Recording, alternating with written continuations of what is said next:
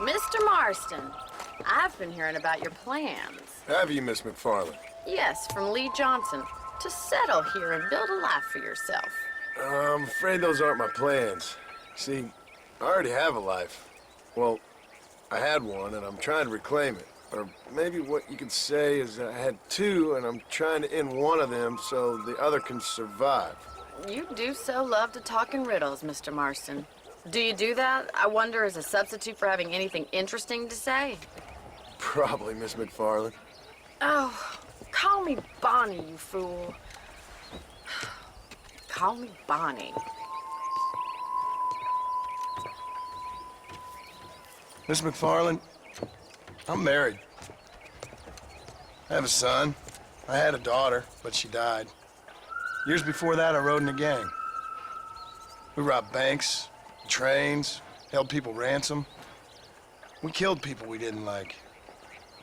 Bill Williamson was in that gang. Now, if I don't capture my former brother in arms, great harm will befall my family.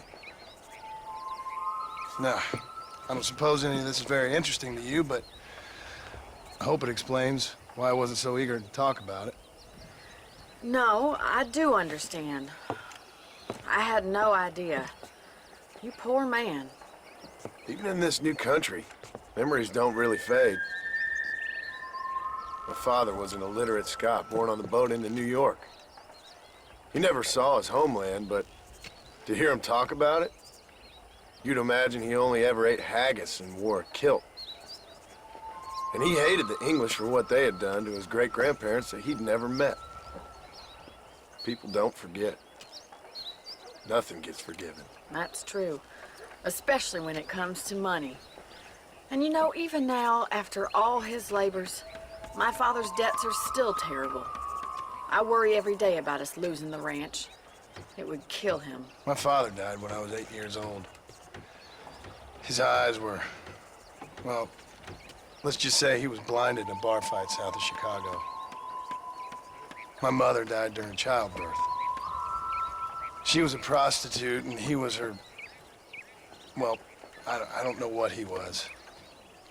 So I was sent off to an orphanage and ran away and fell in with a gang.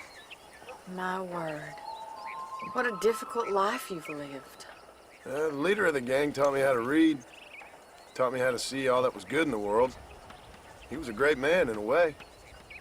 But you killed people. Sure. And I've suffered for it. And that's the life I left, or tried to leave. Said too much, Bonnie. I'm an uneducated killer, sent here to do all I can do well. Kill a man in cold blood so that another man may do his part to cut crime in an area, and a rich man can be elected governor on the back of these promises. Civilization is a truly beautiful thing, Mr. Marston.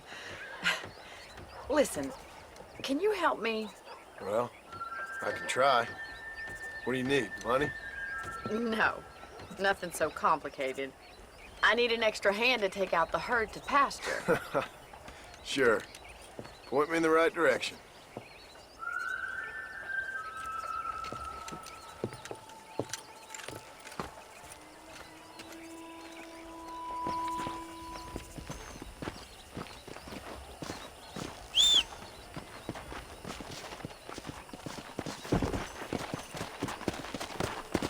Right.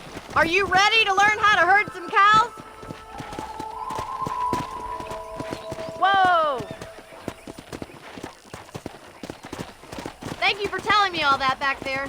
It must have been hard for you. Hope you understand now why I've been playing my cards somewhat close to my chest. I didn't know you had a wife and child. Then again, I don't think I ever asked. They're lucky to have a man like you. I ain't so sure about that, but thank you.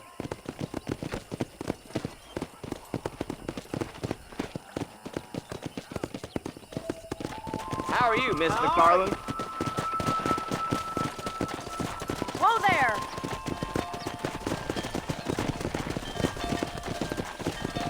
All right, let's see if you can herd cows as well as you can charm humanity. Nice job, Mr. Marston. He's got it. Easy now. Stay behind him, Mr. Marston. Herd the cows down the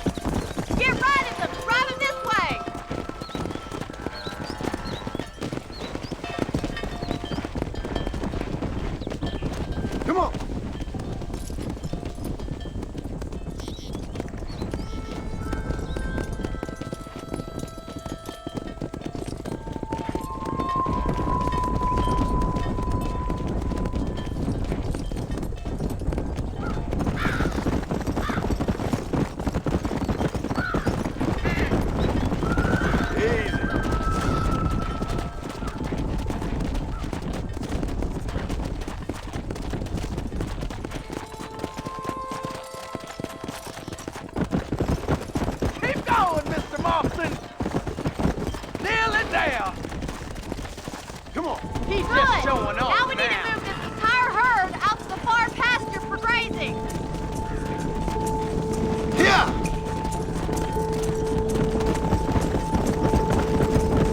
Sweep back and forth behind them. Keep them nice and tight.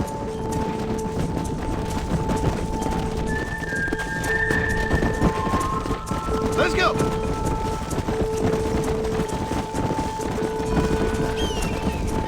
Whoa.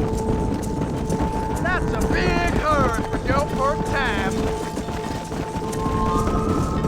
Keep them tight now.